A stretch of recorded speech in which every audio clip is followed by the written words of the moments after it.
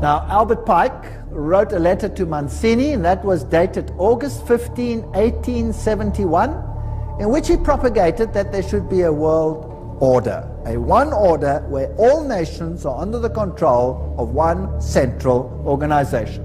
And in order to achieve this, they planned, and there are numerous quotes for this, so I've put a number on the screen because some will say, I don't trust this, I don't trust that, I don't trust the other. Here are references down there. There are references up there. There will be references in other slides, so it comes from different sources. He said, and this was, by the way, on display in the British Museum and could be seen there until it was taken away.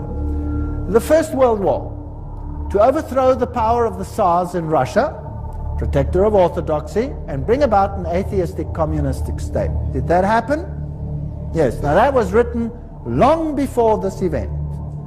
Long before this event. This was written in 1871. This war broke out in 1914. The Second World War, that's also written long before the event, to originate between Great Britain and Germany, to strengthen communism as antithesis to the Judeo-Christian culture, and bring about a Zionist state in Israel. Did it achieve this objective? Yes.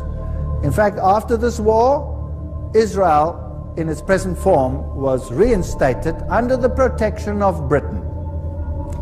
And then, interestingly enough, a Third World War, a Middle Eastern war involving Judaism and Islam and spreading internationally. That's fascinating. Is that on the cards? What do you think? It sounds like we are on track. Well, here's another quote. Just in case people don't like that quote. Mancini with Pike developed a plan for 3 world wars so that eventually every nation would be willing to surrender its national sovereignty to a world government. The first war was to end the Tsarist regime in Russia, the second to allow the Soviet Union to control Europe, the Third World War was to be in the Middle East between Muslim and Jews and would result in Armageddon. Interesting. Now, how were they going to do it? Let's read what Albert Pike wrote about these wars and how they were going to be unleashed. He wrote, quote, "We shall unleash the nihilist and the atheist," so the destroyer and the atheist, "and we will provoke a formidable social cataclysm which in its horror will show clearly to the nations the effect of absolute atheism. Origin of savagery and the most bloody turmoil. Then everywhere the citizens obliged to defend themselves against the minority of revolutionaries will exterminate these destroyers of civilization, and the multitude, disillusioned with Christianity, will receive the pure light through the universal manifestation of the pure doctrine of Lucifer. The destruction of Christianity and atheism, both conquered and exterminated at the same time." Wow, what a clever plan.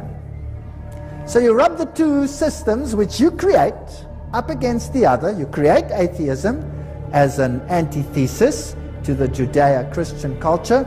You have these two clash until they rub each other up, and then out of that you will get a new world order where you have a new religion which is far more esoteric and actually honors Satan. Isn't that a rather clever plan?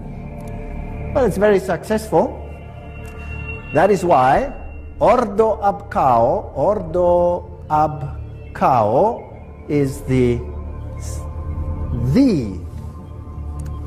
verse, if you like, that Freemasonry uses. This is one of their documents, remember, that I photographed in a Masonic lodge.